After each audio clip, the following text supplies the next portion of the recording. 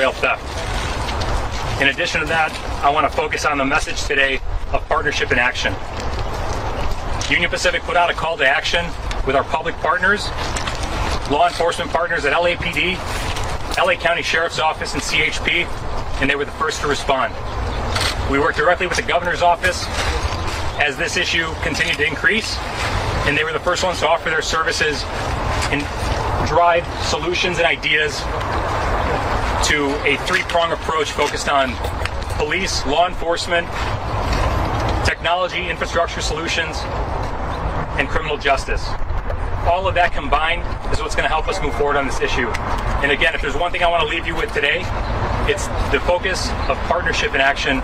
And I want to thank each and every one of our public partners who are here today, starting with the governor, with CalTrans, California Highway Patrol, our important customers at UPS, County Supervisor Hilda Solis. So with that, I'm going to turn it over to Bruce McCrae, Vice President of U.S. State Government Affairs with UPS. Hi, everybody. It's a pleasure and honor to be here. And I look back, our governor got the call, our governor responded. Our supervisor got the call, the supervisor responded. The CHP got the call, the CHP responded. You know, we need an effective solution to handle this. And we're reaching out to both federal, state, county, and city law enforcement agencies so they can truly get the perpetrators of this and hold them accountable. I read you a quote from the head of our security and our legal. UPS will remain engaged to help ensure our customers' goods are safe. That's our commitment. So with that, I'd like to introduce my friend and our supervisor, Hilda Solis. Thank you. It's a pleasure and honor to be here alongside with the governor who, when he calls, he not only calls, but he puts us to work. And his action means words. They're more than just words. Actually, look behind us. This place was filthy, and it's an embarrassment. And I'm proud to stand with all of our partners here today to see that we clean California. That's the program that the governor instituted, and we are a big part of. This isn't the first time I've been out with you, Governor. We've cleaned up other alleys down by Adams and Grand, and we cleaned a section of a CalTrans property, and now it's a public park for people. So we can do good things when we get the message, and we have resources, and we have leadership like the governor, CalTrans, UP, Union Station, CHP, all of our friends. Brevemente en español, estamos aquí para limpiar la ciudad, el condado, trabajando juntos con el gobernador. Él tiene un programa que se llama Limpieza de California y está dando fondos y ayuda de parte de los departamentos de CalTrans, todo el condado y diferentes departamentos que también ya no quieren haber la basura, ya no quieren haber las personas robando medicinas, cosas que deben de ir a otras áreas, no solamente en California, pero en otras partes de Estados Unidos. Entonces estamos aquí para apoyar a él, este programa, y me da bastante gusto estar aquí con él. Next, I'm very happy to introduce Charlie Sampson, who represents CHP. He's been a partner with us for the county and the state, and we appreciate him being here. Muchas gracias.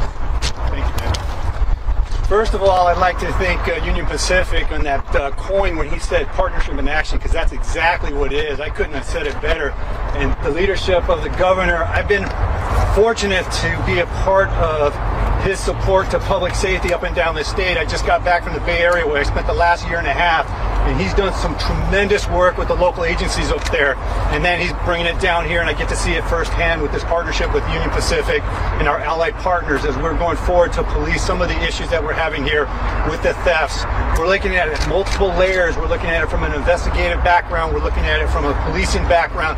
We're looking at it from a partner sharing information background, not only with Union Pacific, with UPS, and all our private stakeholders. That's the only way that we effectively do that. That's the reason why we've had so much success in our recent retail crimes task force up and down the state, because it's that private sector relationship that really builds the momentum in finding out what is actually happening and how these thefts are happening to stop it.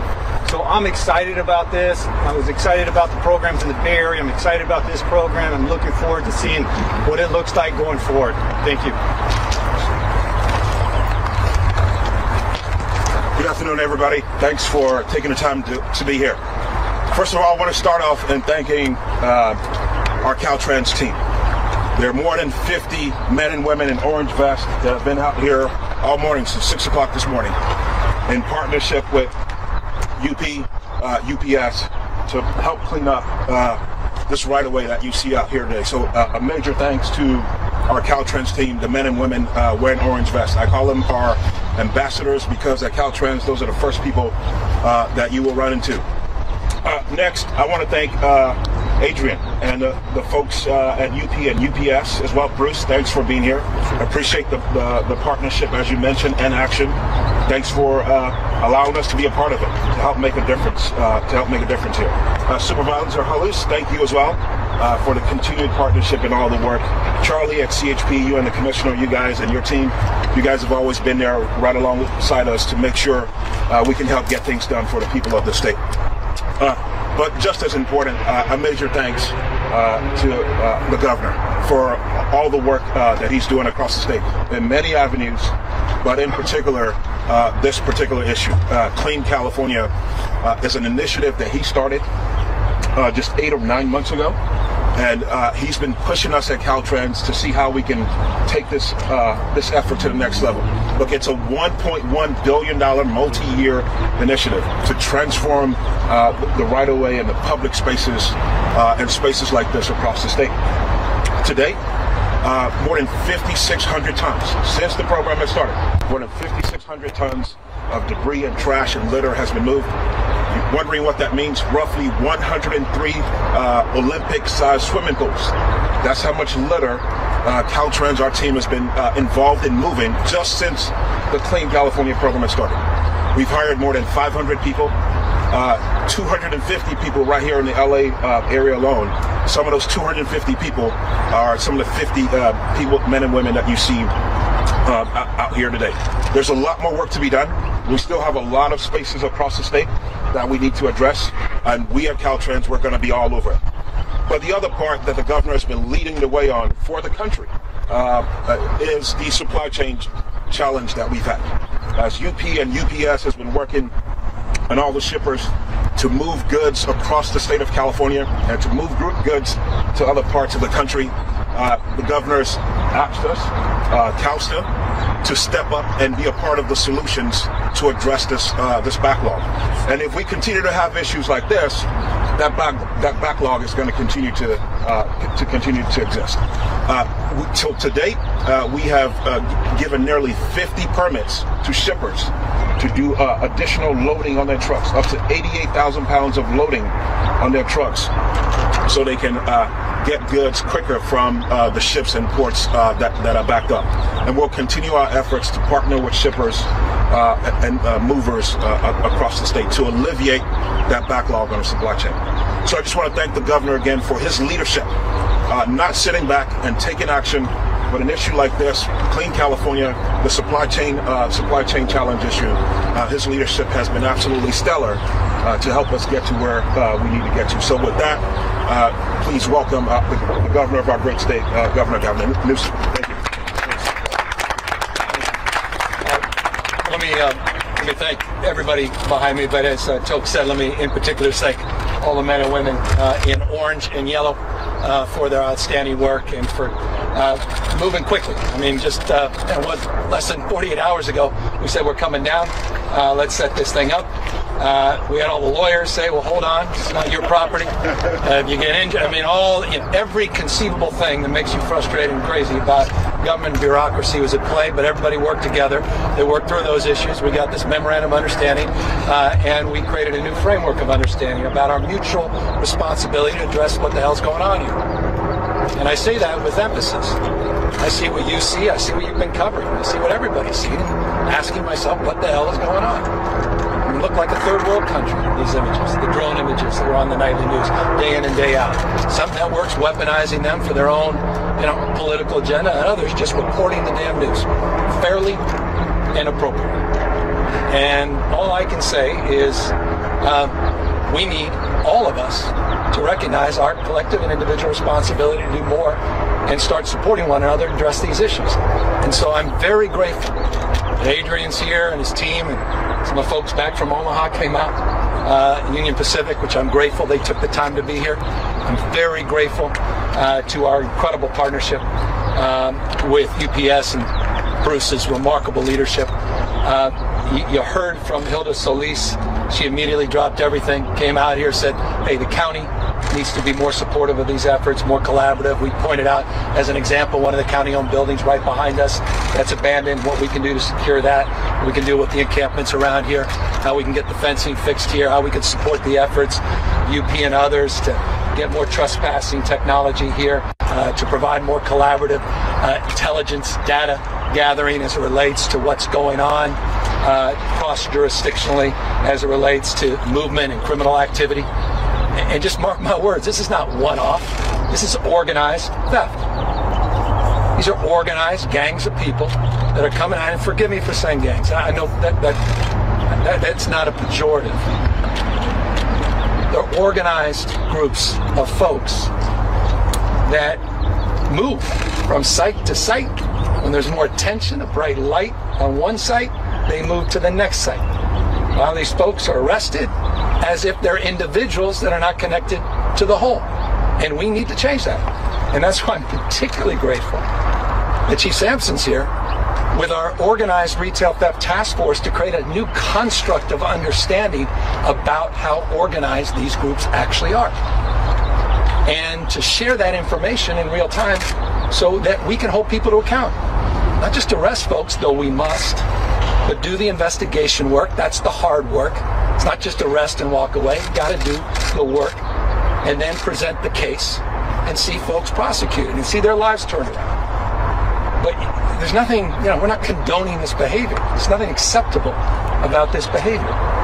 That's why we put together this organized retail theft task force. And it was over 6 months ago I announced in Northern California its expansion. We announced our budget down in Long Beach, our investments that were unprecedented to not only support the expansion, but to support additional efforts, including getting the AG's office to have a new unit at the Department of Justice focused exclusively on this. That's one of the budget recommendations we've made to the legislature. We want to move on that. Hundreds of millions of dollars of law enforcement grants to support efforts in intelligence gathering and information sharing and utilization, technology, but also boots on the ground to do, again, the hard investigation work, supporting district attorneys in these efforts, supporting businesses that have been impacted as victims, tens of millions of dollars in that space. All of that we put out many weeks ago, many months ago. Not waiting for a moment like this and reacting to it, but trying to get ahead of it, recognizing those trends. Those trend lines now are headlines all across this country. But what you saw here the last week is just not acceptable. So I took off the suit and tie and said, I'm coming down, I can't take it. I can't turn on the news anymore. What the hell's going on? Clean it up. So we're here cleaning it up. And then the question you're going to ask is the question I'm asking, trust me, to every single person behind me. How do we make sure we don't have to keep coming back? How do we secure this site? How do we do a better job in making sure that this doesn't have to continue to happen? This is the supply chain. I know all of us are focused down on the water, it's so damn beautiful, and everybody's just focused on containers at the ports. The supply chain, that's just one part of the supply. In fact, it's a remarkable but relatively modest part compared to the multiplicity of parts and the nuances and complexity that are all of the things you see behind me, not least of which our rail system. And that's why you saw, as we were out there cleaning up, we saw memories that never were, because gifts never arrived. We saw experiences that never took place, because we saw ornaments and LED lights and Christmas trees that never arrived. And we saw locations representing the entire west coast of the United States. Washington, D.C., not just Ontario, California. Sure, San Francisco, Orange County. Names, people that waited patiently. And their gifts, their magical moments that we're looking forward to experience never materialized. So this is serious.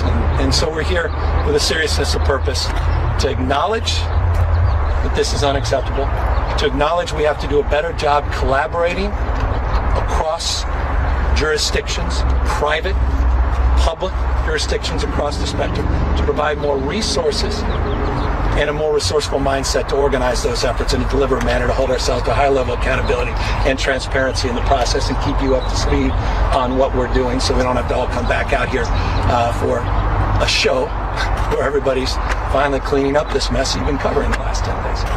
So that's why we're here. I don't have prepared remarks, and if I'm intense about this, it's because this gets my blood boiling.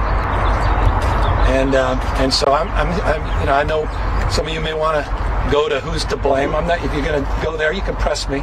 That's what I'm not going to focus on it. I'm going to focus upon you. What I want to press upon you, and that is, we all need to do a better job to support one another across the spectrum. But we need to arrest and hold people accountable that are part of these organized efforts. 280 people have been arrested. Should be more that have been arrested. 280 have been arrested, and they need to be held to account. And we need to go after these fencing operations. And we need to go after the back end of this, and I'll close on this as well. A lot of this stuff ends up on platforms you shop on. I promise you, all of you, some of you have bought some of the stuff that was not in those boxes because they ended up on some online platform at a remarkably discounted price. You ever ask yourself how anyone makes money at that remarkably discounted price? Across the spectrum, we have to do a better job. Final words, just so I'm not asserting something prospectively, I want to highlight something, and that is the work Chief and others have been doing. He was just up in the Bay Area. They just arrested someone. They found that some of the product that was stolen at that Louis Vuitton shop in San Francisco, $185,000 of goods were found. Hundreds of other people have been arrested, independent of what's happening here in the rail yards. Close to $20 million of goods have been recovered. We're stepping things up. We're not sitting back, and we are not condoning what's happening here in this part of the state and other parts of the state. So with that, we're here to, of course, answer. Following the arrest, are you going to ask DA George Gascon to prosecute somebody? I think I was pretty clear about the need to hold people accountable. Governor, we were out here a week ago. Actually, we're showing videos that are viral that we've seen across the world. But when I talk to people who live in this area or some of the officers who patrol this area, they say this has been going on for, years, but really bad in like the last 6-7 months. Yeah. Were you aware prior to all the viral video and all the worldwide attention that it looked this bad here? And I guess the question a lot of people have is, why now? Why wasn't something done months ago? Well, I don't know if you guys covered the press conference many, many months ago where we announced the expansion of our retail theft task force and partnerships with companies like UP. So the answer is yes. And that's exactly why we established that framework. That's why we made the announcements in Southern California and in Northern California. And that's why my budget reflects substantial increase in investments across the spectrum, not just here as it relates to the rail yards and supply chain, but specifically around organized retail theft and efforts to help cross-jurisdictionally with some of these cities and counties that are seeing that activity bleed into other cities and counties and are having a difficult time in that information sharing and data collecting. And CHP now is spending more time and energy in that space. Governor, in a letter to Union Pacific, in a letter to DA Gascon, Union Pacific did blame in part criminal justice reforms, no cash bail for what's happening here. To what extent do you agree with that? Well, I didn't read the letter, so I don't have the benefit of being able to respond to the letter. What can I say is we need to hold folks to account, and we need to focus on what we can do to be more supportive of one another. And there's a burden of responsibility, and all of us share that, and that's why I'm here, to make sure that we're getting the job done. I don't think anybody particularly cares who's to blame. They care about what we're going to do, and that's why I'm here on the scene, trying to do my part. Not just intellectually, not dialing it in, but taking a responsibility to be here today and to prepare strategies, more sustainable strategies to make sure this stuff is mitigated and to make sure people that are organized in these outreach efforts, or rather these retail theft efforts and these supply chain thefts, are held to account. Are there going to be like CHP officers helping to patrol the rail lines to try to clamp down on we provided more resources, more partnerships. There's, the UP's got their special agents. We've got local police departments. We've got UPS has their own enforcement wings. So it's a deep, broad stroke collaborative. It's not just a local DA. This is with the Department of Justice, not only own Department of Justice, but to the extent that there are federal components here, and there are commerce-related issues and interstate issues with the federal government. And so it's across the spectrum that we're organizing our enforcement efforts. Governor, retail task force. A little bit about how 48 hours ago you decided to come to Los Angeles. What was it that made that decision happen in that way? If you talk about that moment a little bit, and then there's also been sort of the circular firing squad of blame going on as when you come in here to referee that, and since the beginning of that not happening. Yeah, I don't have patience for that. I'm not even interested in the circular firing squad. I'm interested in solutions. And so we put up real resources, hundreds of millions of dollars. We're putting up unprecedented personnel support. We are organizing those efforts. We're providing that support, not just today, but as needed. And we're trying to structure a framework of accountability with our Attorney General. Rob Bonta is on this, and he's creating that new unit at the Department of Justice to make sure that we're driving prosecution, vertical prosecution as it relates to these organized efforts. With that in mind, no, look, I'm down here every week.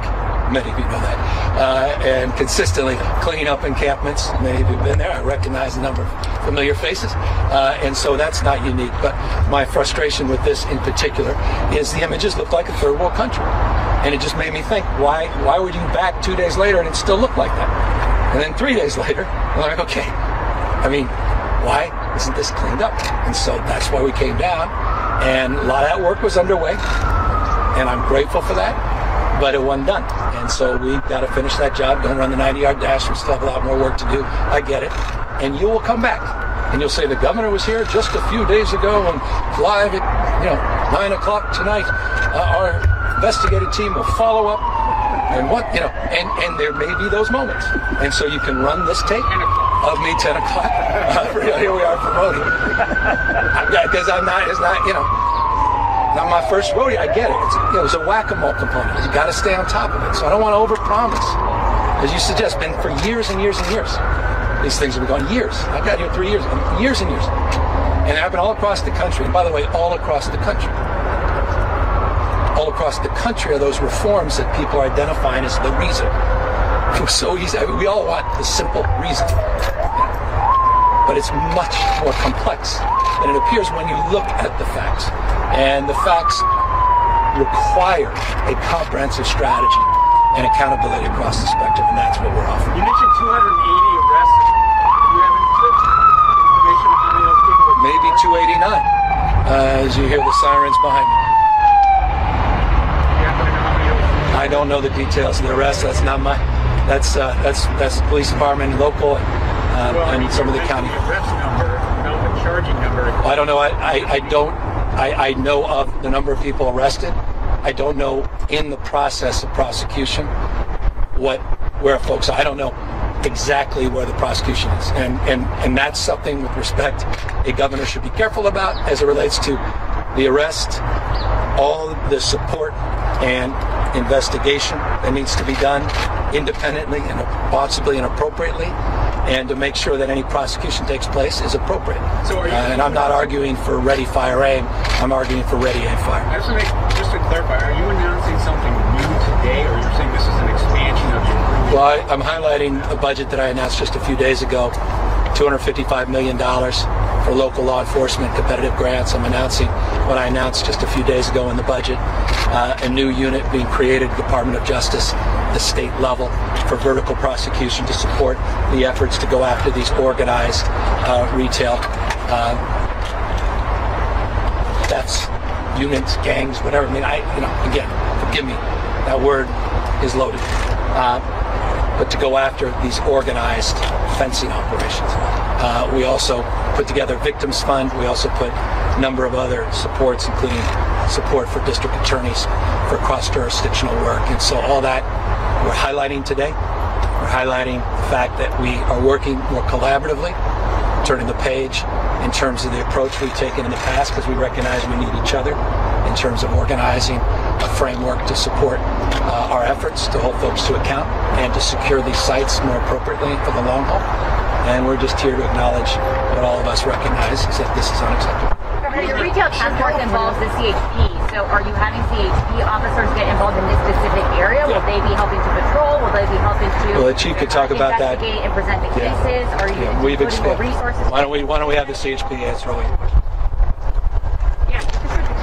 Yeah, that is a great question. Absolutely, that's what we're doing. We're doing it on a multi-layer effort. As the governor explained, we're going to have a special task force assigned with UP, with our local partners in LAPD and the County Sheriff's Department. We're going to be patrolling the area, working closely with that aspect of it on patrol.